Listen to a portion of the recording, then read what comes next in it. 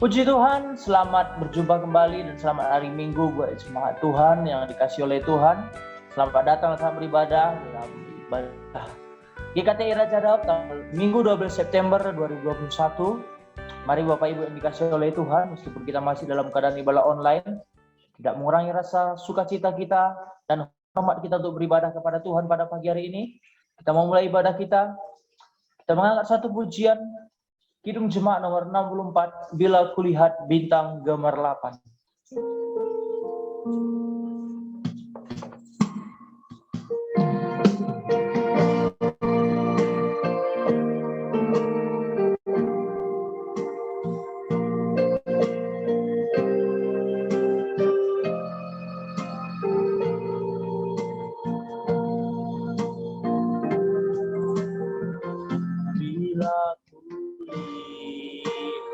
Bintang gemerlapan dan bunyi guru hidup dengar.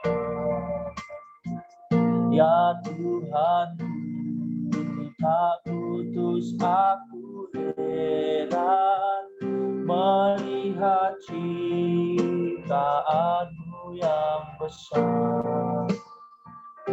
Maka jiwaku pun memujimu, sungguh besar Kau Allahku. Maka jiwaku pun memujimu, sungguh besar Kau Allah. Ya Tuhanku, apabila ku renungkan,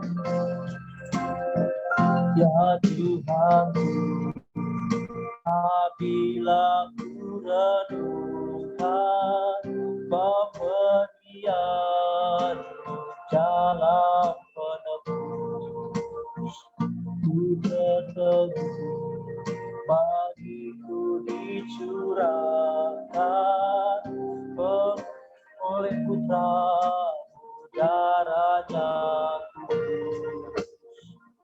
Maka jiwaku pun memujimu, sungguh besar Kau Allah. Maka jiwaku pun memujimu, sungguh besar Kau Allah. Baik ketiga, apabila nanti Kristus memanggilku, apabila nanti Kristus memanggilku, sukacitaku amat besar, karena tetaplah yang ku rindukan, melihat Engkau Tuhanku apa. Maka jiwaku pun memujimu, sungguh besar Kau Allahku. Maka jiwaku pun memujimu, sungguh besar Kau Allahku.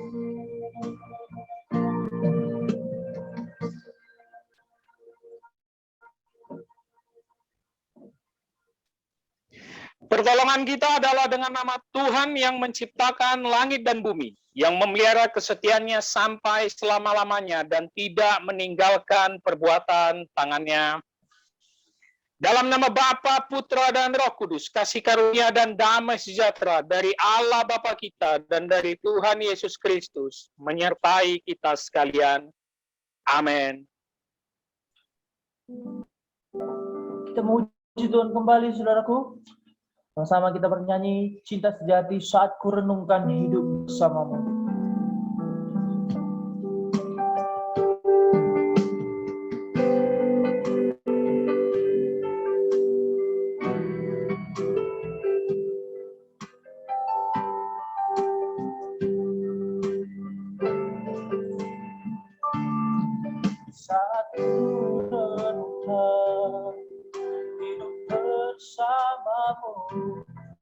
seringkali melupakan,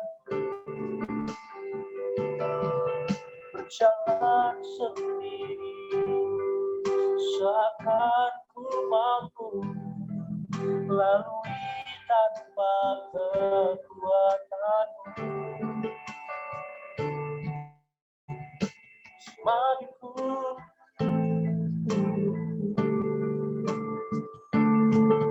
Semakin ku menjauh darimu, namun ada cinta yang tak pernah berlalu, cinta yang ku dapat darimu.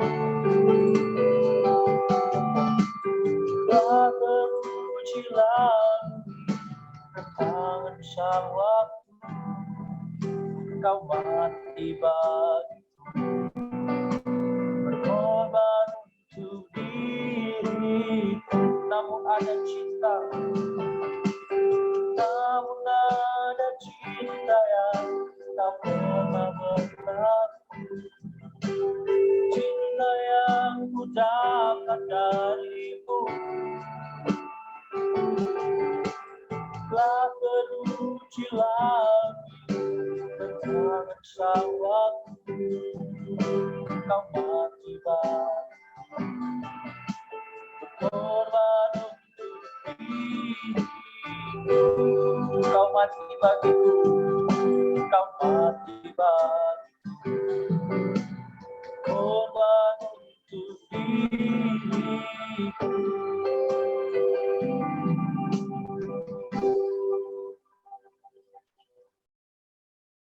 Marilah kita datang mengakui dosa dan kelemahan kita di hadapan Tuhan dengan tulus ikhlas dalam doa.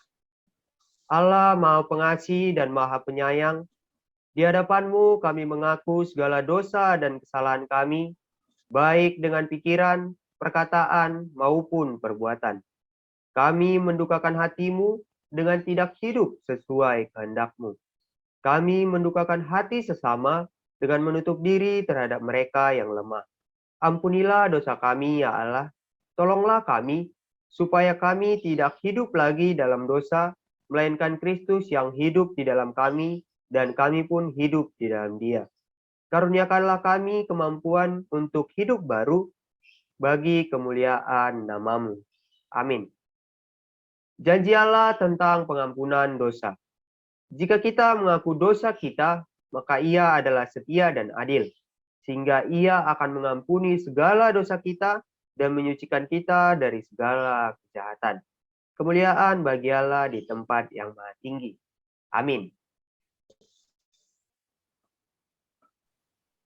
Amin. Kita bersyukur buat pengampunan dosa yang telah Tuhan beri bagi kita. Kita memuji Tuhan dalam NKB nomor 188, tiap langkahku diatur oleh Tuhan.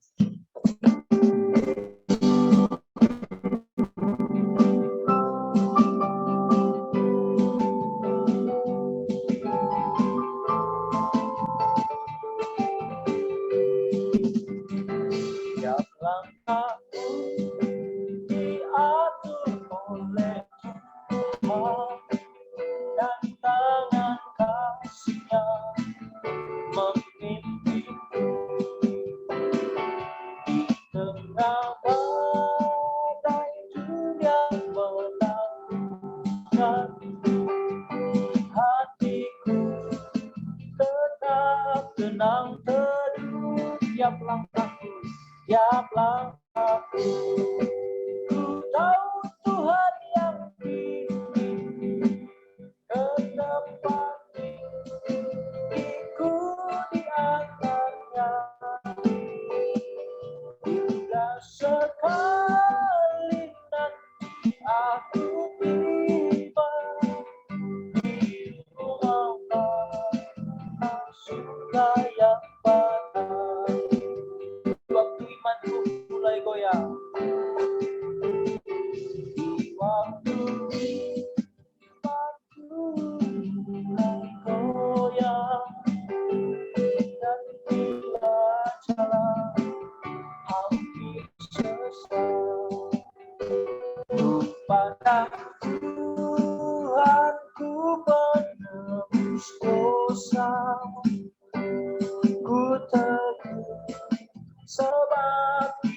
dekat tiap langkahku. Ku tahu yang Tuhan pimpin ke tempat diriku diantarnya. Hingga sekali nanti aku tiba di rumah surga yang bangga. Di dalam Tuhan saja harapanku, di dalam Tuhan saja harapanku, sebab Dia sejahtera.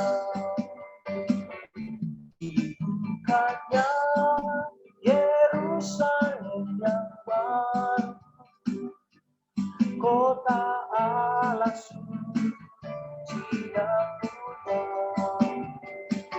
Siapakah ku tahu yang Tuhan pimpin ke tempat diriku diantarnya.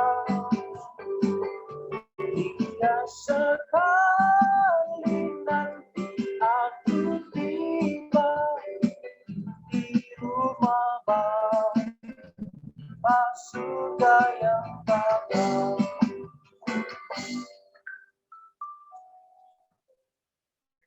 Pengantar firman bagi kita pada minggu hari ini diambil dari Kitab Mazmur pasal ke-89 ayat 20 sampai 26. Kitab Mazmur pasal 89 ayat 20 sampai 26. Saya akan bacakannya untuk kita semua dan saya harap saudara sekalian mengikutinya dengan seksama. Pernah engkau berbicara dalam penglihatan kepada orang-orang yang kau kasihi, katamu, telah kutaruh mahkota di atas kepala seorang pahlawan, telah kutinggalkan seorang pilihan di antara bangsa itu. Aku telah mendapat Daud, hambaku, aku telah mengurapinya dengan minyakku yang kudus. Maka tanganku tetap dengan dia, bahkan lenganku meneguhkan dia. Musuh tidak akan menyergapnya, dan orang curang tidak akan menindasnya. Aku akan menghancurkan lawannya dari hadapannya, dan orang-orang yang membencinya akan kubunuh.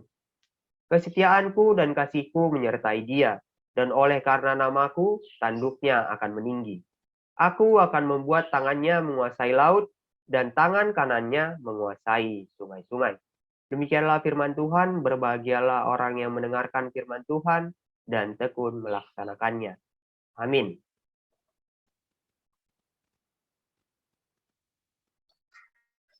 Baik, saudara yang dikasihi oleh Tuhan, kita memuji Tuhan kembali.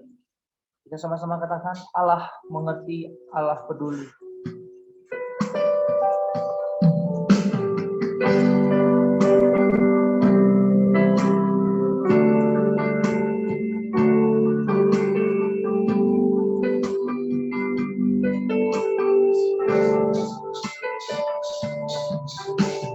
Banyak perkara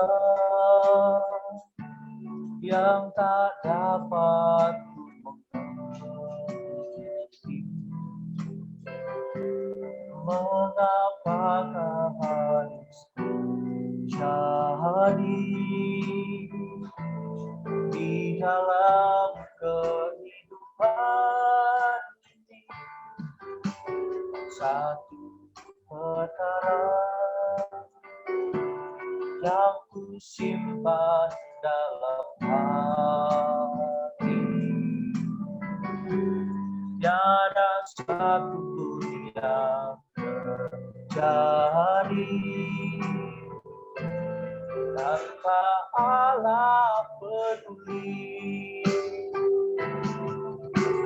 Allah mengerti, Allah peduli segala persoalan yang kita hadapi. Tak akan pernah dibiarkan untuk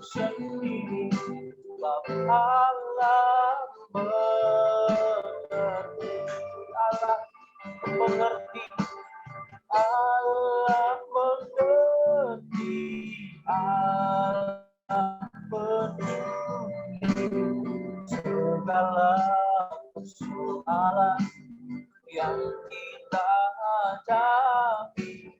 Tak akan pernah dibiarkannya betul sendiri, sebab Allah mengerti, sebab Allah mengerti, sebab Allah mengerti.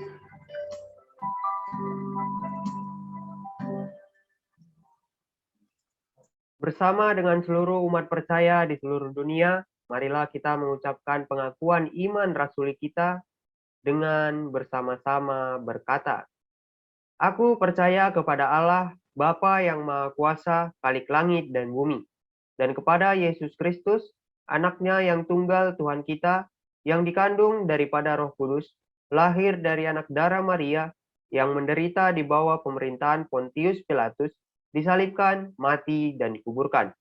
Turun ke dalam kerajaan maut, pada hari yang ketiga, bangkit pula dari antara orang mati. Naik ke surga, duduk di sebelah kanan Allah, Bapa yang Maha Kuasa, dan akan datang dari sana untuk menghakimi orang yang hidup dan yang mati. Aku percaya kepada Roh Kudus, gereja yang kudus dan am, persekutuan orang kudus, pengampunan dosa, kebangkitan daging, dan hidup yang kekal. Amin. Warta Jemaat, bagi kita pada minggu hari ini, kita awali seperti biasa dari persembahan. Saudara sekalian yang dikasihi oleh Tuhan yang tergerak hatinya untuk memberikan persembahan ataupun perpuluhan dalam rangka untuk mendukung pelayanan kita, dapat memberinya melalui rekening Bank BCA atas nama Yayasan Pondok Raja Daud ataupun melalui rekening Bank DKI atas nama GKTI Jemaat Raja Daud. Selanjutnya, kelas pendalaman Alkitab. Seperti biasa, kelas pendalaman Alkitab kita adakan di hari Rabu pukul 1 siang melalui virtual Zoom.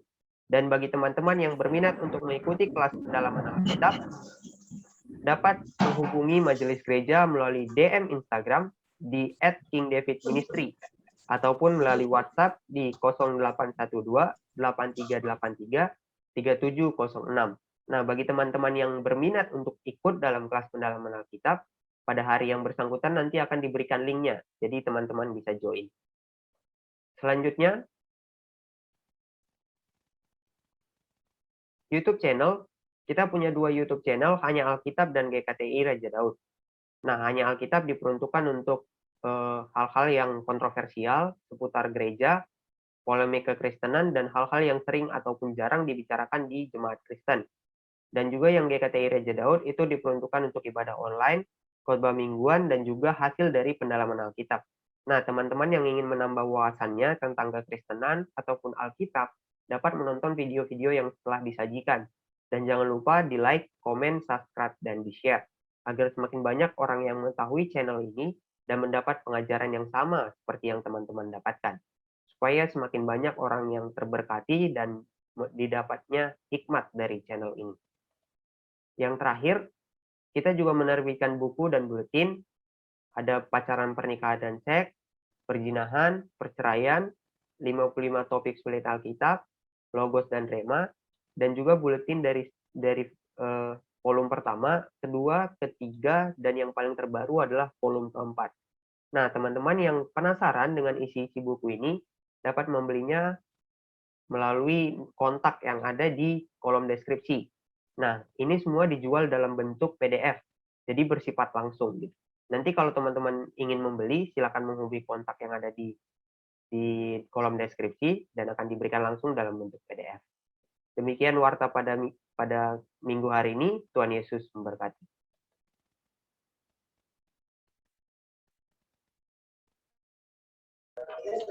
Puji Tuhan. Baik Bapak Ibu Saudara yang dikasihi oleh Tuhan, saat ini kita mau mendengarkan kebenaran firman Tuhan pada pagi hari ini. Dalam seluruh kehidupan kita untuk mendengarkan firman Tuhan yang akan disampaikan oleh Bapak Gembala Sidang.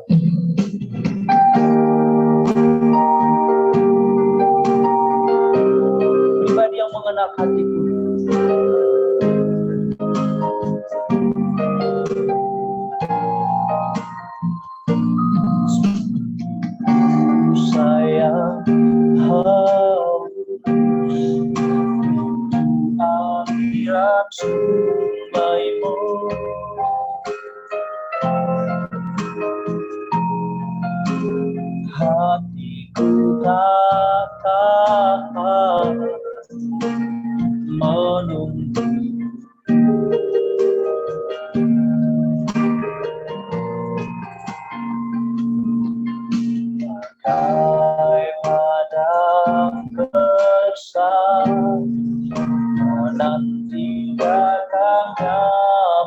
hujan, begitu bunyi aku, Tuhan,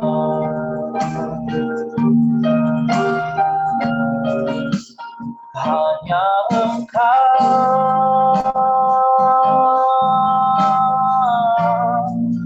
pribadi yang mengenal hatiku,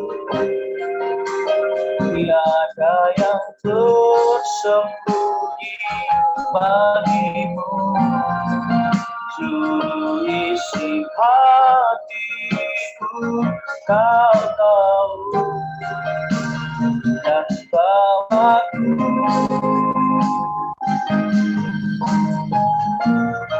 untuk lebih dekat lagi padamu, tinggal dalam indahnya dekapan kasih-Mu. Hanya Engkau, hanya Engkau pribadi yang mengenal hatiku, tiada yang tersembunyi bagimu, seluruh isi hatiku kau tahu, dan bawaku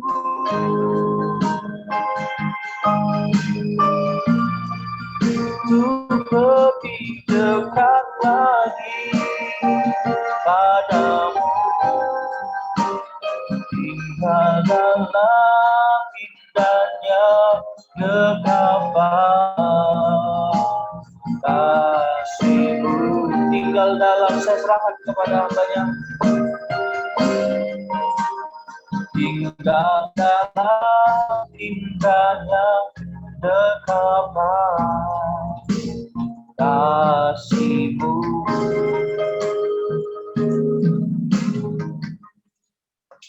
Mari kita bersatu dalam doa. Bapa, kami mengucap syukur pada hari ini kami masih bisa beribadah, memuji, memuliakan nama-Mu, bernyanyi untuk menyenangkan hati-Mu. Terima kasih Tuhan atas penyertaan-Mu dalam minggu ini. Tuhan begitu baik selalu menjaga kami, memelihara kami, memberikan kami nafas kehidupan dan kesehatan. Sebentar kami ingin duduk diam di bawah kaki-Mu, belajar kebenaran firman-Mu, mendengar firman-Mu. Biarlah Roh Kudus berotoritas penuh dalam penyampaian firman ini, agar apapun yang hamba-Mu sampaikan sesuai dengan visi Roh Kudus. Saat tulisan ini pertama kali ditulis. Terima kasih Bapak. Biarlah setiap jemaat yang beribadah dari rumah lewat ibadah online ini betul-betul serius mengikuti penyampaian kebenaran firman ini. Urapi hamba-Mu yang penuh dengan keterbatasan dan dosa ini. Engkau yang melayakkan hamba-Mu yang tidak layak ini. Terima kasih Bapak. Dalam nama Yesus Kristus, kami siap mendengarkan kebenaran firman. Amin. Shalom. Selamat hari Minggu untuk kita semua, puji Tuhan. Kita akan di pasal 6 ayat 6 sampai 9. Betul ya? Nah, mari buka Alkitab kita kembali. Kita akan menghabiskan satu perikop ini. Markus pasal 6. Kita akan menghabiskan dari ayat 10 sampai 13. Bapak Ibu Saudara, perikop Yesus mengutus ke-12 rasul ya. Kita akan menyelesaikannya pada hari ini. Mari ambil Alkitab kita. Kalau Bapak Ibu Saudara di rumah tidak melihat Alkitab, tidak belajar lewat Alkitab, saya yakin tidak akan mengerti khotbah ini. GKT Raja Daud begitu ketat dalam penyampaian firman, dan kita sudah berjanji akan menyelesaikan Injil Markus. Mari buka Alkitab kita. Markus pasal 6 ayat 10 sampai 13. Sedikit saya mengingatkan bahwa minggu lalu kita sudah belajar dari ayat 6 sampai 9, 12 murid diutus, diberikan kuasa untuk melakukan penginjilan. Lalu Yesus melarang murid-murid membawa perlengkapan kebutuhan sehari-hari, ya. Kenapa? Karena Yesus mengutus mereka, pasti Yesus juga lah yang memperlengkapi dan memelihara mereka. Nanti kita akan lihat di bagian yang akan kita bahas pada hari ini. Hanya diperbolehkan bawa tongkat, sendal, dan baju, ya. Yesus menekankan jangan harapkan uang dari pelayananmu, jangan jual mujizatmu untuk mendapatkan uang, karena Allah yang akan memelihara engkau dalam tugas pemberitaan Injil.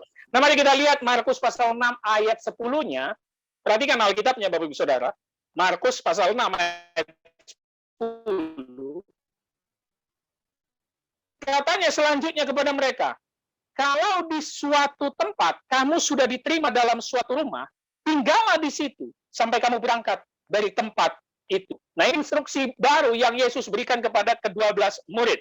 Kalau di suatu tempat sudah diterima dalam suatu rumah, tinggallah di situ sampai kamu berangkat dari tempat itu. Ada dua kalimat yang penting harus kita garis bawahi. Sudah diterima, tinggal di situ. Artinya, Yesus mengutus ke-12 murid menyediakan perlengkapan kebutuhan mereka. Mencukupkan kebutuhan mereka. Yang pasti apa? Yesus menjanjikan lewat instruksi barunya di ayat 10 ini, murid-murid pasti dapat tempat tinggal kok. Ada kok yang menerima. Bakal ada orang yang mendengarkan pemberitaan Injil, bakal ada yang menampung mereka.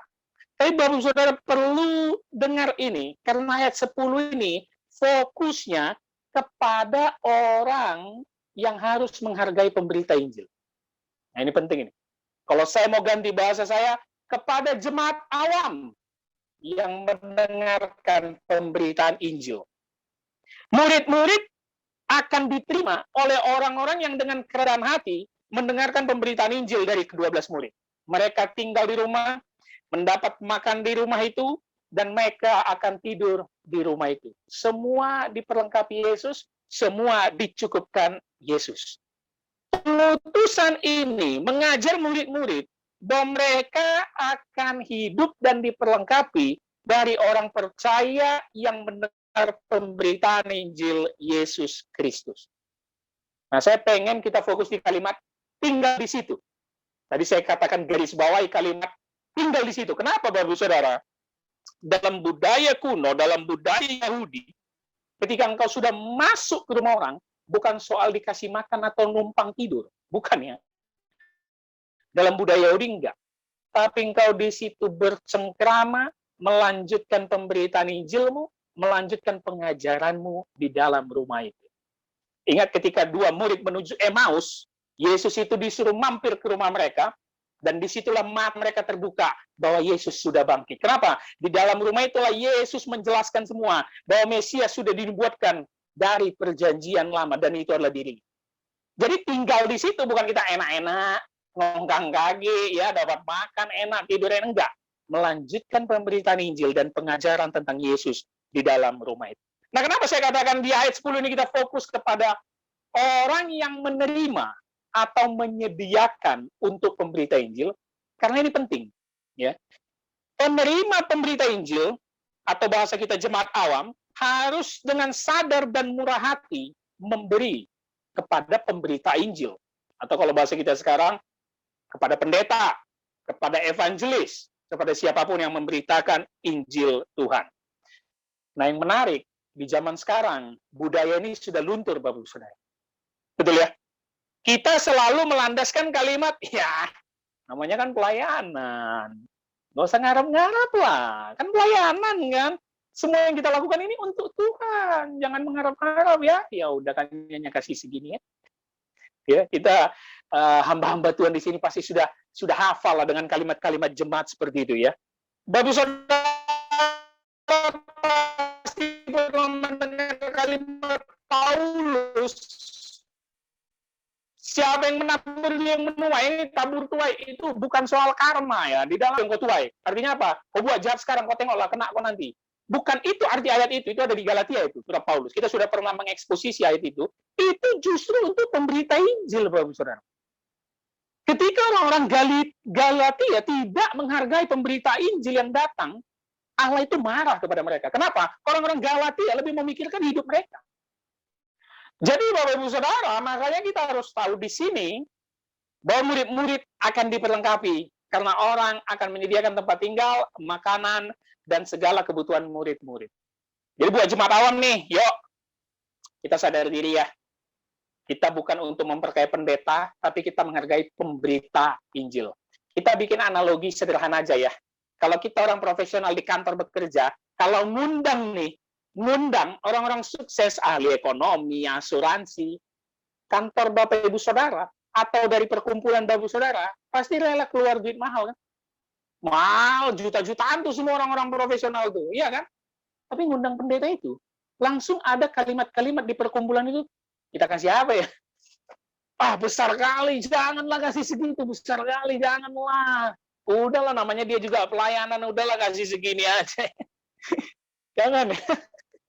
Tapi juga jangan dengan motivasi salah, untuk khususnya kepada hamba Tuhan, bahwa ketika engkau menjadi hamba Tuhan, kau bakal diperlengkapi orang untuk menjadi kaya lah, kau akan diberikan terus. Bukan, itu motivasi yang salah kalau kau menjadi hamba Tuhan. Ya. Jadi di sini harus ada keseimbangan antara pemberita Injil dan penerima firman itu yang harus sadar memberi, memperlengkapi hidup pemberita Injil. Gereja kita GKT Raja Daud berkomitmen siapapun yang menyampaikan firman di gereja kita, siapapun yang naik mimbar di gereja kita, wajib mendapatkan pelayanan kasih, persembahan kasih, wajib. Jadi itu sudah kita tanamkan itu dari sekarang ya. Tapi jangan pikir soal duit terus ya. Kalau kita di pelayanan pedalaman gitu ya, pedalaman yang sangat-sangat dalam, engkau nggak dikasih duit, ya jangan marah lah. Dikasih pisang kan, ya itu udah bersyukur ya. Jadi di sini bukan soal duit, bukan soal materi, tapi bagaimana penerima firman harus seimbang untuk memperlengkapi hidup pemberita Injil. Nah, kita lanjutkan ayat 11-nya. Markus pasal 6 ayat 11. Perhatikan. Dan kalau ada suatu tempat yang tidak mau menerima kamu, dan kalau mereka tidak mau mendengarkan kamu, keluarlah dari situ dan kebaskanlah debu yang di kakimu sebagai peringatan bagi mereka. Nah, ini kebalikannya. Ayat 10 diterima, ayat 11 ada yang menolak, Bapak Ibu Saudara. Dan ini juga kalimat pengingat, ya, berbanding dengan ayat 10 tadi, supaya hamba Tuhan atau pemberita Injil jangan kebanyakan ngarep. Tahu, kebanyakan ngarep. Wih, kalau ke pelayanan situ kayaknya PK-nya gede. Kayaknya amplopnya besar. Jangan. Kalau aku pelayanan ke kota ini, wah, itu banyak itu jumlahnya. Kayaknya lumayan nih amplop. Jangan ya, Bapak Saudara. Ini dia kebalikannya. Ya, langsung diantisipasi nih oleh Yesus. Kalau ada yang menolak, nggak semua suka sama pemberita Injil. Bapak Saudara, jujur aja lah kita, jujur. Bahas tentang Yesus, bahas tentang Alkitab, itu membosankan. Kau pikir semua orang tertarik mendengar nama Yesus? Enggak. Membosankan. Bakal ada yang menolak engkau. Nah, di sini dia hubungan dengan perikop di atas kita beberapa minggu lalu. Apa itu? Hamba Tuhan harus siap ditolak. Kenapa? Karena Yesus pun sudah ditolak di kampung sendiri, Nazaret. Jadi sebelumnya dia sudah memberikan pengajaran bahwa aku aja ditolak, apalagi kau ini. Pasti hamba Tuhan mengalami penolakan. Jadi kita jangan sakit hati kalau ada orang atau tempat yang menolak kita. Tapi perhatikan kalimat penting di ayat ini. Keluarlah dari situ dan kebaskanlah debu yang di kakimu sebagai peringatan bagi mereka. Apa maksudnya? Kebaskanlah debu yang di kakimu sebagai peringatan untuk kota atau tempat yang menolak murid-murid. Ingat, ini masih di sekitar Galilea ya. Kebaskanlah debu. Ini adalah budaya Yahudi, Bapak Saudara. Nah, di sini kita pentingnya dalam eksposisi itu bukan hanya strict kepada yang di Alkitab, tapi historisnya kita harus pelajari lewat berbagai sumber ya. Ini budaya Yahudi, Bapak Saudara, yang kalau berpergian keluar dari tanah mereka, Israel atau Yerusalem, mereka melewati daerah-daerah yang dianggap bangsa asing atau penyembah berhala. Ketika mereka ingin balik ke Israel, mereka harus mengebaskan debu tanah dari kaki mereka, dari baju mereka, dari rambut mereka. Karena apa? Karena mereka anggap itu debu-debu dari bangsa yang tidak percaya Allah dan bangsa-bangsa penyembah berhala. Kenapa? Mereka menganggap kalau debu-debu atau tempat yang mereka singgahi dari bangsa asing itu nempel, mereka najis. Ya, mereka nggak mau itu terjadi. Dan budaya itu sampai sekarang turun-temurun. Bapak Saudara, kalau pernah lihat di media sosial, ada orang Yahudi, ya ini orang Yahudi, naik pesawat terbang, dia tahu rute dari pesawat terbang itu akan melewati negara yang tidak percaya Tuhan, kita bilang ya. Negara, ya kalau bahasa sekarang kan bukan berhala ya. Tapi negara yang tidak percaya Tuhan itu satu, ya. Dia membungkus badannya, Bang. Itu lucu sekali, ada fotonya itu. Coba Google nanti. Dia membungkus badannya karena dia tahu ini bakal jadi najis karena aku melewati bangsa yang tidak percaya Tuhan. Itu Yahudi itu sebegitu striknya, Bapak-Ibu Saudara. Nah, ini artinya kebaskan debu. Dan yang menarik, pelayanan murid itu masih di Israel. Pemahaman tadi, kalau mereka dari bangsa asing. Tapi Yesus mau bilang, jangan pikir kau Israel, Galilea, kau najis terus. Karena kalau engkau menolak pemberita Injil, kau menolak firman Tuhan, kau pun akan siap mendapat murka Allah. Makanya dikatakan apa tadi? Kebaskan debu di kakimu, bukan hanya kaki ya, baju dan seluruh tubuh itu. Sebagai peringatan bagi mereka. Peringatan, Bapak Saudara. Peringatan di sini bermakna, hati-hati engkau bahwa tempat ini akan dimurkai oleh Allah. Jadi Yesus mau bilang, selama ini kau menganggap kebaskan debu hanya dari tanah bangsa asing yang berhala? No. Engkau pun Israel, kalau engkau tidak menerima pemberita Injil dan firman Tuhan, engkau pun dianggap najis dan siap menerima murka Allah. Bahkan Matius, Injil paralel yang mencatat kisah ini, mencatatnya seperti ini, Bapak Saudara. Sesungguhnya pada hari penghakiman tanah Sodom dan Gomora akan lebih ringan tanggungannya daripada kota yang menolak pemberita Injil. Kita tahu kisah Sodom dan Gomora di perjanjian lama bagaimana, tapi dibilang Tuhan Yesus apa? Lebih ringan hukuman mereka daripada kota yang menolak pemberita Injil. Kenapa? Sodom dan Gomora tidak mendengar Injil dari Yesus Kristus. Mereka memang orang-orang berdosa yang akan dilenyapkan Allah. Mereka tidak mendengar Injil dari Yesus Kristus, tapi hanya anugerah Allah untuk Lot dan anak-anaknya yang disediakan. Tapi kota yang sudah didatangi 12 murid, mendengar nama Yesus, mendengarkan kabar baik dari Injil, tetap menolak, siap-siap murka Allah lebih ganas daripada Sodom dan Gomora. Ini penting. Anda pikir kalau Anda menolak Injil, hidup Anda santai dengan mengatakan, ya itu kan Tuhanmu ya udahlah, nggak usah paksa-paksa ente lah, terserah. Iya, it's okay. Tapi siap-siap, engkau akan mendapatkan murka Allah. Anda pikir dengan menghina Yesus, yang kita lihat banyak di bangsa Indonesia ini, sering sekali menghina salib lah, menghina Yesus lah. Anda pikir ya hidup Anda tetap jalan seperti biasa, santai? No. Murka Allah ada di atas hidupmu, Bapak Saudara. Jadi kita jangan main-main ya. Jangan main-main dengan menolak pemberita Injil. Dan ini peringatan bagi orang yang menolak pemberita Injil dan tidak menghargai hamba Tuhan. Sekali lagi saya mau katakan, saya bukan memamer-mamerkan supaya hamba Tuhan itu dikultuskan. Enggak. Kita pun orang berdosa hamba Tuhan ini, ya kan? Supaya kita jangan munafik.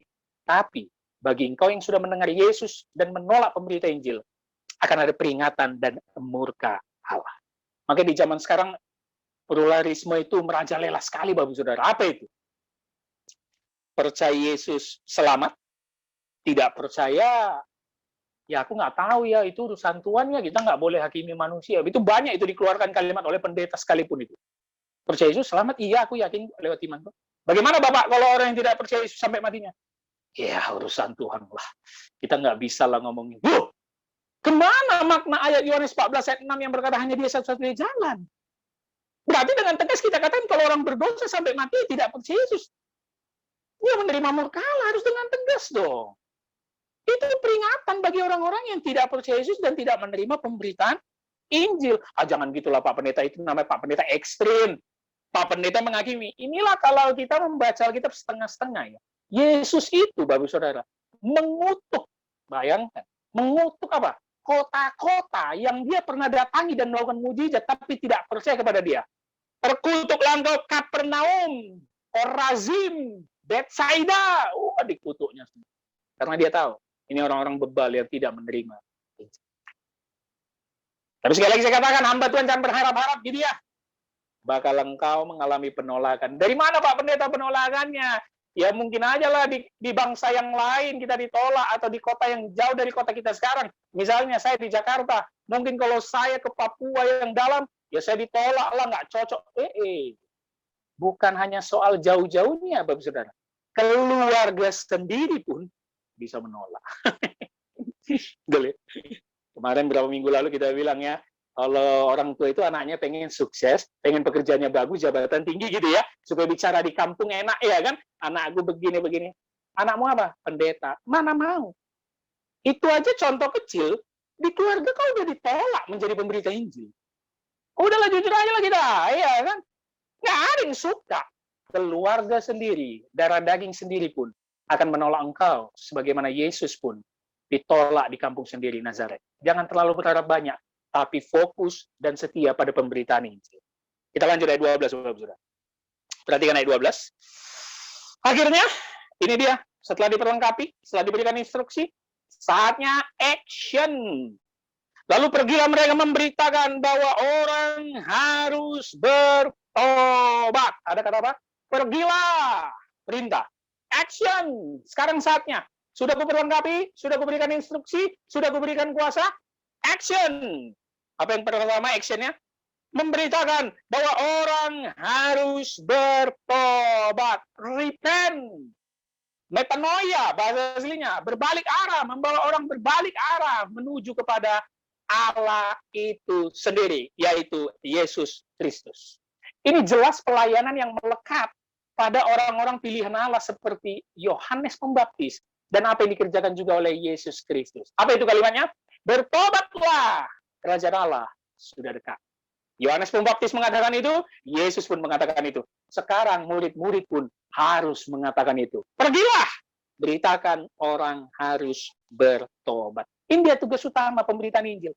Inilah tugas utama Rasul dan orang-orang percaya di zaman sekarang. Inilah tugas utama kita, hamba-hamba Tuhan, pendeta-pendeta, memberitakan pertobatan. Tapi suara ini sudah mulai redup di zaman sekarang. Suara Yohanes Pembaptis yang berkata, bertobatlah, kerajaan Allah sudah dekat. Kayaknya di mimbar udah sedikit ya. Yang ada di mimbar itu kesaksian. Yang ada di mimbar itu motivasi. Yang ada di mimbar itu Injil tidak murni. Yang ada di mimbar itu kekayaan berkat teologi, kemakmuran. Aduh. Puji Tuhan, sampai sekarang saya bersama rekan-rekan GKT Raja Daud, fokus pemberitaan Injil di mimbar harus soal terus tentang bertobatlah, kerajaan Allah sudah dekat. Mau saya dibilang pendeta yang terus menghakimi kek, pendeta yang kerjanya marah-marah, terserah, karena itulah inti pemberitaan Injil. Bertobatlah, kerajaan Allah sudah dekat. Saya bukan hanya bilang kepada orang, saya juga harus bilang kepada diri sendiri. Bertobatlah, kerajaan Allah sudah dekat. Kalau gitu Pak Pendeta pun munafik dong. Suruh-suruh orang bertobat Pak Pendeta. Bukan. Kan firman Tuhan itu pedang bermata dua. Emang Yohanes Pembaptis setelah ngomong gitu nggak ngelakuin kesalahan? Ada juga. Dia aja nggak percaya ya. Akhir-akhir hidupnya Yesus itu Mesias atau enggak kan? Sampai diutus yang muridnya, coba kau tanya dulu. Betul nggak dia itu atau kita masih menunggu orang lagi nih? Ya, bertobat itu untuk kita semua orang berdosa ini, Bapak Saudara. Tiap hari harus kita mengalami pertobatan. Dan suara ini yang harus terus kita kumandangkan. Ingat ya, gereja itu kumpulan orang berdosa. Jangan ada satu orang pun yang mengikuti ibadah gereja dengan bangganya bilang, "Is, seminggu ini kayaknya baik kali aku. Kusumbang banyak orang, kukasih banyak orang. Dosa nggak ada, marah aku nggak ada nih, nggak ada kayaknya. Seminggu ini kayaknya aku nggak ada dosa." Ya elah, jangan ya. Gereja itu kan bengkel ya, kumpulan pendosa, makanya harus diserang dengan kalimat, bertobatlah, kerajaan Allah sudah dekat. Pertobatan adalah inti pemberitaan Injil. Kenapa? Karena malaikat dan sorga bersorak-sorai ketika ada satu orang bertobat. Itu harus kita ingat, Bapak Saudara. Sorga tidak bersorak-sorai ketika engkau sembuh dari sakit kankermu atau sembuh dari COVID-19. Tidak. Keluarga bersorak-sorai. Senang dong kalau kita sembuh dari penyakit jantung, kanker, atau COVID. Kita senang. Wajar. Tapi sorga enggak. Jadi jangan bilang, "Oh, terima kasih Tuhan kau menyembuhkan kami. Sekarang malaikat lagi bersorak-sorai karena kami sembuh." Enggak itu. Enggak. Tapi ketika engkau sembuh, kau bilang, "Tuhan, aku tahu lewat penyakit ini, engkau sedang menegur aku, atau engkau sedang membawa aku, supaya aku lebih dekat dan selalu bergantung kepadamu setiap hari. Ampuni aku yang selama ini jauh daripadamu, Tuhan." Malaikat bersorak-sorai. Itulah buat apa kita sembuh, tapi kelakuan tak ada yang berubah setelah sembuh, kan? Nah, ini kita harus paham dan peka bagaimana cara Tuhan dalam hidup kita ya, baik lewat teguran, lewat penyakit lah, lewat peringatan lah, kita harus peka itu, Bapak Saudara. Jangan terjebak, Tuhan itu kasih, dia selalu memberikan kita yang nikmat-nikmat, yang berkat-berkat, yang indah-indah. Enggak ya. Kita kadang dihajar, ditegur, supaya kita bertobat. Tidak ada sorga bersorak-sorai ketika jabatanmu naik di kantor, Bapak Saudara. Enggak. Engkau yang bikin acara di rumah bersorak-sorai, kumpul keluarga. Wajar. Enggak ada masalah dengan itu. Tidak ada sorga bersorak-sorai ketika anakmu lulus masuk kuliah yang diinginkan universitas terbaik, atau anakmu menikah bikin pesta undang 1.000 orang. Kita aja itu yang bersorak-sorai, ya kan? Pesta dari pagi sampai sore kalau kita, ya kan?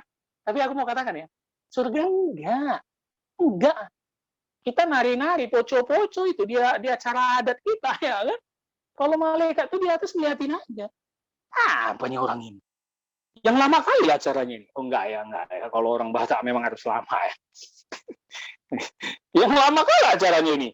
Padahal siap ini, ada yang mabuk, ada yang siap ini berantem lagi sama istrinya. Apanya orang ini? Jangan-jangan yang baru nikah ini pun minggu depan udah berantem ini. Itu omongan surga itu ya. Jadi jangan pikir kita pesta, ngundang 1.000 orang di gedung mahal, gedung besar, surga bersorak-sorai. Enggak, betul. Ketika engkau bertobat, surga bersorak-sorai. Mari kita selesaikan di ayat 13 ya. Dan mereka mengusir banyak setan dan mengoles banyak orang sakit dengan minyak dan menyembuhkan mereka. Lihat ayat 12 urutannya, pertobatan yang utama, pemberitaan Injil yang utama adalah soal pertobatan. Barulah kuasa Yesus yang dikerjakan selama ini dikerjakan juga oleh murid. Apa itu? Mengusir setan dan menyembuhkan banyak orang. Nah, ini penting. Gak sembarangan orang bisa mengusir setan, tapi lewat kuasa Yesus, murid-murid bisa mengusir setan dan mengeluarkan kedok penyembahan-penyembahan berhala pada zaman itu. Karena itu adalah gambaran juga iblis dan setan. Udah sakti nih 12 murid, udah kayak Avengers ini. Sakti nih mereka, mengusir setan dalam nama Yesus, menyembuhkan orang dalam nama Yesus. Tapi kalimat yang harus kita garis bawahi dan kita kritisi apa, Bapak Saudara? Dan mengoles banyak orang sakit dengan minyak. Kok pakai minyak? Kan Yesus selama ini nggak ada pakai minyak. Nah, ini pentingnya. Kenapa ya? Pakai minyak nih. Jangan-jangan pendeta yang selama ini pakai minyak betul pula tuh. Ada tuh pendeta besar tuh. Pakai minyak terus. Banyak kali orang percaya sama dia. Ya kan? Berarti betul. Apakah dari ayat ini? Enggak ya Bapak Ibu Saudara. Bukan ya. Kenapa? Minyak, kita pelajari dulu. Dari perjanjian lama, minyak itu bisa untuk bahan makanan, untuk korban bakaran. Di kitab Imamat harus memakai minyak semua korban bakaran yang disembahkan oleh orang Israel. Bisa juga untuk penguburan. Bisa juga untuk alat kosmetik, kecantikan. Banyak sekali fungsi minyak dalam perjanjian lama. Perjanjian baru, sama juga seperti di perjanjian lama sebenarnya. Minyak bisa juga untuk apa? Pengobatan. Pernah baca orang Samaria yang murah hati, yang baik hati? Yang ada orang di tepi jalan pingsan dibawanya, diolesinya dengan minyak. Yakobus juga mencatat ketika penatua datang, berdoa dan ingin menyembuhkan orang, harus memakai minyak. Tapi perjanjian lama sangat jelas mencatat bahwa minyak adalah tanda pengurapan dari Allah yang menandakan kehadiran Allah untuk memberkati dan mengurapi orang tersebut. Ketika Samuel ingin melantik Saul atau Daud, pasti memakai minyak.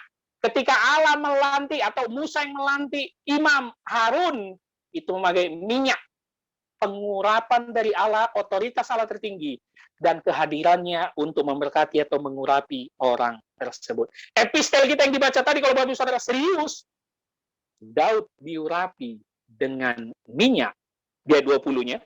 Aku telah mendapat Daud hambaku, aku telah mengurapinya dengan minyakku yang kudus. Ayat 26-nya terakhir apa? Dia pun berseru kepadaku, Bapakku engkau, Allahku dan gunung batu keselamatanku. Lewat pengurapan itu, akhirnya kita tahu kehadiran Allah dalam diri kita, dia yang memberkati dan mengurapi kita. Sehingga dengan mulut kita percaya kepada Allah. Sehingga minyak di sinilah sarana yang dipakai murid-murid dalam menyembuhkan. Kenapa, Ibu Saudara? Karena kuasa itu bukan dari diri mereka. Makanya harus memakai media seperti minyak untuk menandakan apa? Kehadiran kuasa Yesus Kristuslah yang menyembuhkan engkau. Bukan dari kuasa aku si Petrus. Bukan dari kuasa aku si Yohanes. Bukan dari kuasaku Yakobus, tapi lewat minyak ini yang kita yakini, tanda pengurapan dan kehadiran Allah. Kuasa Yesus Kristuslah yang menyembuhkan. Yesus nggak perlu itu. Kenapa? Karena memang dia kuasa ilahi langsung yang menyembuhkan. Jelas, Markus menyelipkan ini supaya kita tahu bahwa murid-murid sebenarnya nggak punya kuasa. Semua itu berasal dari Yesus Kristus. Jangan ambil kalimat ini supaya kita yakin terus kita bisa berdoa kepada orang, menyembuhkan orang lewat minyak, mengusir setan. Kita akan melakukan itu. Tapi jangan heran kalau gagal. Berapa orang yang saya doakan, ada beberapa lah saya doakan ya. Ya meninggal beberapa minggu kemudian, nggak sembuh gitu ya. Apakah saya kecewa langsung bilang, Tuhan, jangan-jangan gagal aku jadi muridmu. Nggak bisa aku sembuhkan orang itu. Anda berdoa aku. Enggak, Bapak Saudara, bukan. Makanya itu kalimat bukan jadi kata-kata sakti. Ya, dalam nama Yesus itu bukan kata-kata sakti. Ya, tapi memang kuasa Yesus dan kehendak Yesus lah yang mau menyembuhkan dia atau tidak. Maka itu jangan fokus di mujizatnya. Jangan fokus soal usir setan atau menyembuhkan. Fokus soal membawa orang kepada pertobatan. Jangan fokus ngomong-ngomong mujizat terus di atas mimbar. Apalagi ada pendeta yang ngomong fokus tentang setan pula, itu matilah kita. Setan terus dalam penyampaian pemberita Injil, yang ngapain? Fokuslah kepada pemberitaan Injil dan pertobatan. Jangan jual kesaksian, jangan jual mujizat. Jangan. Itulah yang kita maknai dalam pengutusan ke-12 murid ini. Karena kuasa Yesuslah yang akan melakukan mujizat itu untuk menyatakan namanya juga. Kalau kau nggak bisa ngelakuin itu, jangan kau putus asa. Tapi jadilah hamba Tuhan yang belajar dan mengajar, membawa kepada pertobatan. Bapak Saudara, kita menyelesaikan perikop ini. Apa yang kita dapat? Siap diutus, berarti engkau percaya pemeliharaannya, bahwa engkau akan dicukupkan dalam hidup. Siap diutus, berarti kau percaya sebagai hamba Tuhan, kau akan siap ditolak dan direndahkan. Jangan sakit hati, jangan mundur, setia pada pelayanan. Siap diutus, berarti kau siap memberitakan Injil, membawa orang kepada pertobatan dalam nama Yesus. Kenapa? Karena kuasa Yesus menyertai engkau. Kita akan melanjutkan minggu depan, masih di pasal 6. Kiranya untuk hamba Tuhan perikop ini berguna bagi kita, supaya kita tetap setia pelayanan kita. Dan kepada jemaat awam dan penerima pemberita Injil, yuk, kita dukung semua pelayanan kita. Dukung hamba Tuhan, dukung gerejamu, untuk kemuliaan nama Tuhan. Shalom, selamat hari Minggu. Tuhan Yesus memberkati. Mari kita berdoa. Bapa di dalam surga, kami mengucap syukur pada minggu ini kami masih bisa menyelesaikan perikop ini, Tuhan, melanjutkan eksposisi Injil Markus pasal 6. Terima kasih Tuhan, biarlah Roh Kudus yang berbicara lewat hamba-Mu yang tidak layak ini. Biar jemaat yang di rumah masing-masing mendengar, hati mereka tergerak, mereka bertobat, dan mereka bisa melayani Tuhan dengan sungguh-sungguh. Terima kasih Bapa. Biarlah firman yang dimantarkan Roh Kudus dalam hati dan pikiran kami, sehingga kami bukan saja sebagai pendengar firman, tapi kami bisa mempraktikkannya dalam kehidupan sehari-hari. Ubahkan hidup kami, Bapak. Supaya kami bukan menjadi Kristen KTP, yang hidup begini-begini saja, ibadah setiap minggu, tapi tidak ada perubahan perilaku. Tapi jadikan kami manusia baru, ya Bapak. Roh Kudus menjamah kami, supaya kami peka, menggantungkan hidup kami, memberitahukan hidup kami, hanya kepada Tuhan nomor 1 dalam hidup kami. Terima kasih, Bapak. Dalam nama Yesus Kristus, kami telah selesai mendengarkan kebenaran firman. Amin.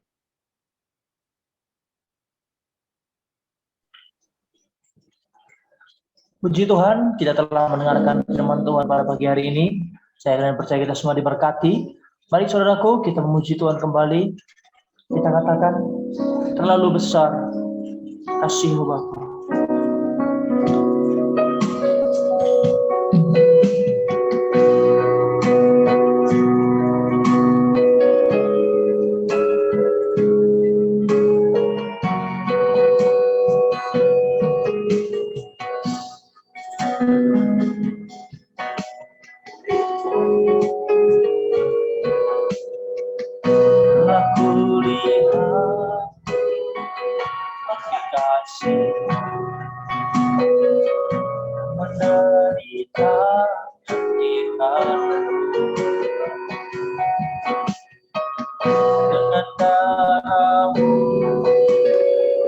Selamatkanku, diriku menyerahkanmu. Terlalu besar kasih-Mu Bapa, pengorbanan yang Kau berikan bagiku.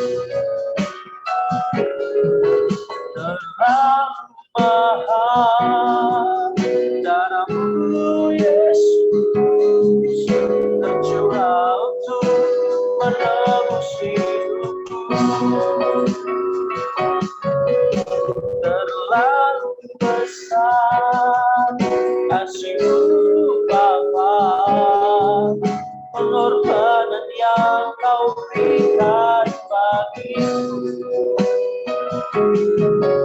terlalu mahal. Darah-Mu Yesus tercurah untuk menebus hidupku, tercurah untuk menebus hidupku.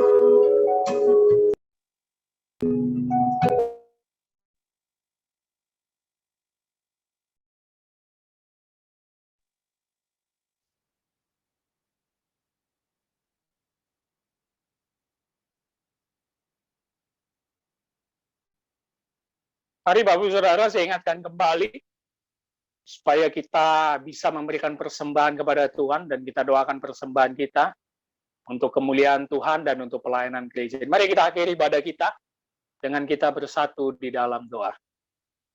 Bapa, kami mengucap syukur pada hari ini kami bisa kembali memuji, memuliakan nama-Mu, walaupun masih di dalam ibadah online di tempat kami masing-masing, tidak mengurangi sukacita kami untuk memuliakan dan menyembah Engkau. Terima kasih Tuhan untuk semuanya.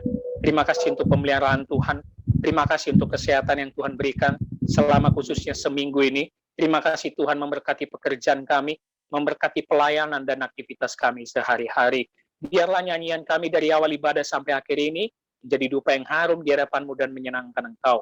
Dan biarlah firman yang ditabur dimateraikan Roh Kudus dalam hati dan pikiran kami, supaya kami semakin mengenal Engkau lebih dalam lagi, mendalami firman-Mu, dan bisa mempraktekkannya dalam kehidupan sehari-hari.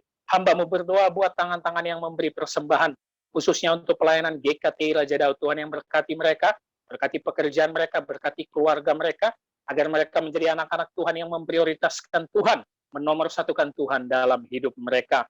Hamba-Mu berdoa buat seluruh pengurus, rekan-rekan dan majelis GKT Raja Daud, dimanapun mereka yang mengikuti ibadah ini secara online. Tuhan berkati kami agar kami memiliki satu hati, satu visi, satu misi, untuk memajukan pelayanan ini untuk kemuliaan Tuhan. Kami serahkan pelayanan kami yang Kau percayakan ini Bapa. GKT Raja Daud, Yayasan Pondok Raja Daud, lewat semua pelayanan medianya.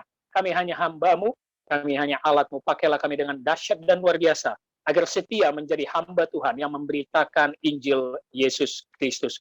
Hamba-Mu berdoa buat rekan-rekan kami, saudara kami, teman-teman, yang mungkin dalam keadaan sakit. Kiranya Tuhan yang menjamah dia, memberikan kekuatan, agar memiliki kerinduan kembali mengikuti ibadah dan bersekutu bersama saudara seiman. Terkhusus hamba-Mu berdoa buat pandemi virus corona ini Tuhan, agar cepat selesai. Tuhan yang bantu pemerintahan bangsa Indonesia ini mulai dari teratas sampai yang di bawahnya, bekerja sama, bekerja dengan sebaik-baiknya, dengan sejujur-sejujurnya, agar bisa menyelesaikan pandemi ini, dan kami bisa kembali ke rumah kudus-Mu, bersekutu bersama saudara seiman, bernyanyi bersama, belajar bersama, dan memuji, memuliakan Engkau. Terima kasih Tuhan untuk segala kebaikan yang Kau berikan kepada kami. Pakailah kami hamba-hamba-Mu ini, pakailah kami umat-Mu di tengah bangsa ini, agar kami bisa menjadi surat terbuka yang bisa dibaca, menampilkan karakter Kristus, membawa orang datang kepada pertobatan, bertekuk lutut mengaku dengan lidah mereka bahwa hanya Yesuslah satu-satunya Tuhan dan Juru Selamat di dunia ini. Terima kasih Tuhan. Kami siap menerima berkat daripada-Mu. Sebelum kami menerima berkat daripada-Mu, kami ingin berdoa doa yang diajarkan oleh Tuhan Yesus. Bapa kami yang di sorga, dikuduskanlah nama-Mu. Datanglah kerajaan-Mu. Jadilah kehendak-Mu di bumi seperti di sorga. Berikanlah kami pada hari ini makanan kami yang secukupnya. Dan ampunilah kami akan kesalahan kami, seperti kami juga mengampuni orang bersalah kepada kami. Dan janganlah membawa kami ke dalam pencobaan, tetapi lepaskanlah kami daripada yang jahat, karena Engkau yang mempunyai kerajaan, dan kuasa, dan kemuliaan, sampai selama-lamanya. Arahkanlah hatimu dan terimalah berkat Tuhan. Tuhan memberkati engkau dan melindungi engkau. Tuhan menyinari engkau dengan wajah-Nya dan memberi engkau kasih karunia. Tuhan menghadapkan wajah-Nya kepadamu dan memberi engkau damai sejahtera. Amin.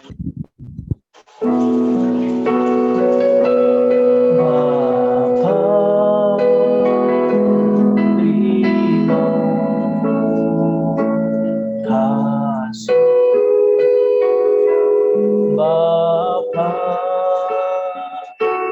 Terima kasih Bapa di dalam surga. Ku berterima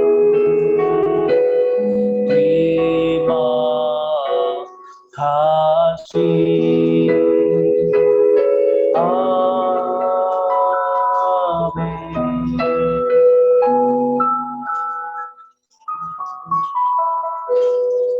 Amin. Puji Tuhan, Bapak Ibu Saudara dikasihi oleh Tuhan. Demikianlah rangkaian ibadah kita pada Minggu tanggal 12 September ini.